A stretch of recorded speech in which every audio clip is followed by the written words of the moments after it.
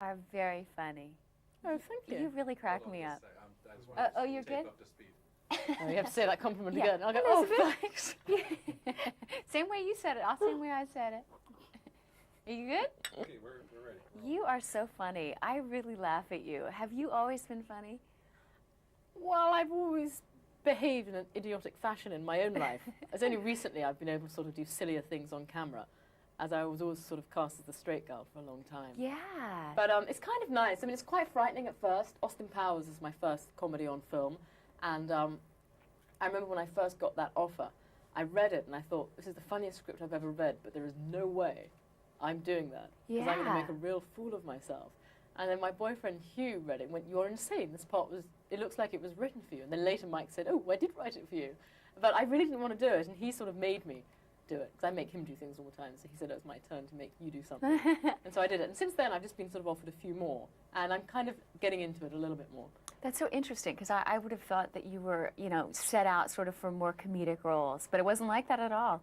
No, I mean, I sort of acted for about 8 years in Europe before I came here, and it was pretty much drama. I mean, BBC stuff, and then European films, be they sort of Spanish ones about the Spanish Civil War, or, you know, French ones about Lord Byron. I mean, it was kind of straight drama, really. So Austin Powers was my first silly thing, but on stage I did a lot of comedy early on.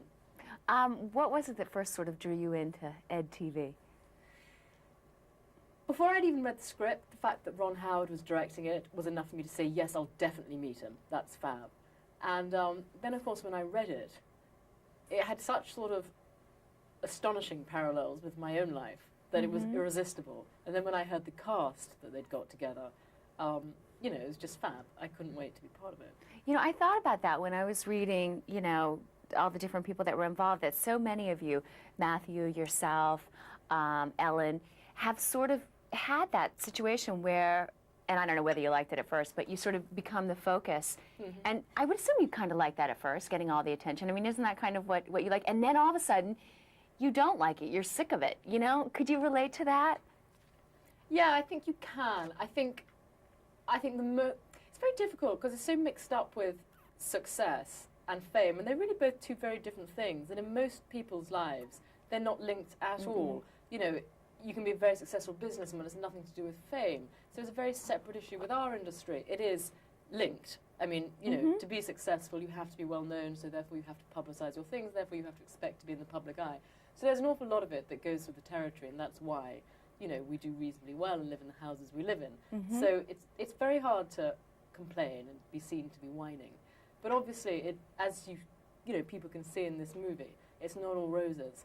And it can be, you know, very, very, very upsetting when people are very mean about you. As if, you know, you have no feelings whatsoever. Like, you know, people will put a picture of you up on the TV screen and say how incredibly badly dressed you are, or how fat your arms are, or how lank your hair is. And I think most people think, oh, well, they're celebrities, it doesn't matter. But actually, it hurts every bit as much as if it was you were in the schoolyard and someone said she's fat. It's just exactly the same. It's just that you happen to know that thousands of millions of people are watching that. So bits like that, I don't think you ever really get used to.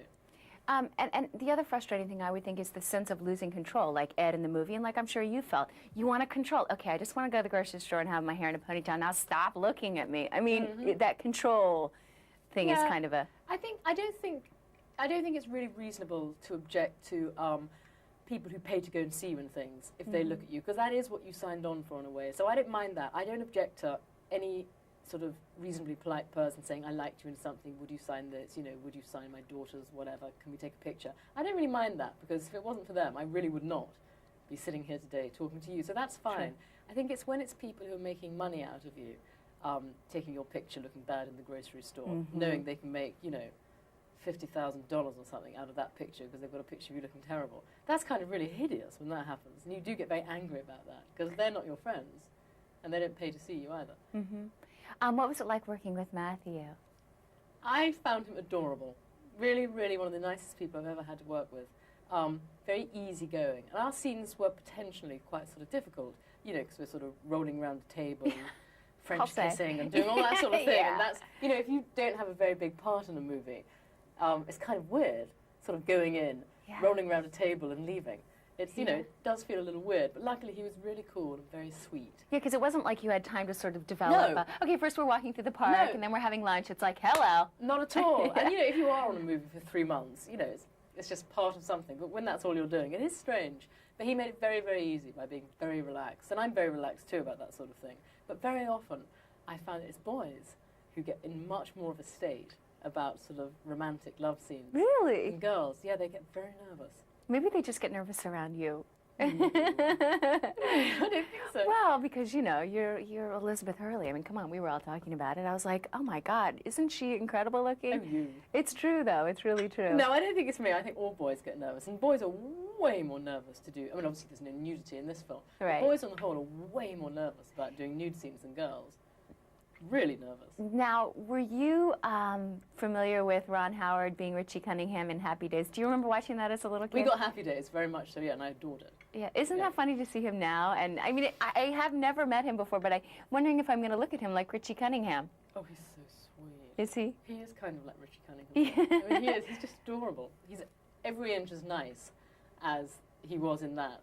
But you know how sometimes nice people come across as very weak people? He's not at all. He is the nicest man on earth, but he's also really bright and very, very sort of together and strong. He's just fab. We all want to be Ron Howard, basically.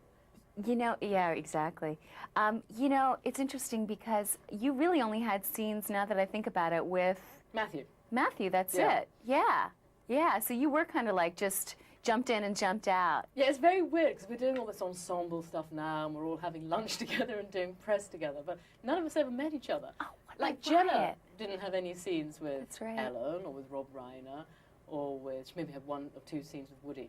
So it is quite weird us all suddenly It's being almost like gang. a Woody Allen movie, you I know, know, because it they is. do that. Yeah. So what else is going on for you? What else is next for you? Comedy, something serious? Well, I've got a cameo in the next Austin Powers, the spy who shagged me. I was going to ask you about that because I was just reading that, who's the gal, Heather Graham? Yeah. Now, why did you turn, did they offer that to you? Did No, you? no, no. Mike always made it very clear that if he went on to make a sequel, he was going to keep changing girls. Like Oh, James okay, Bond. of course. He wants like a franchise of new girls. So you have a cameo in that? I have a cameo in it. Yeah, I'm on it for about 7 pages, and I think that's going to be a very funny film. And then in August, Mickey Blue Eyes is going to come out, which is a film I produced with Hugh and Jean Triplehorn and James Caan. Big comedy set in New York. Wow. Yeah, which is good. Very busy time for you.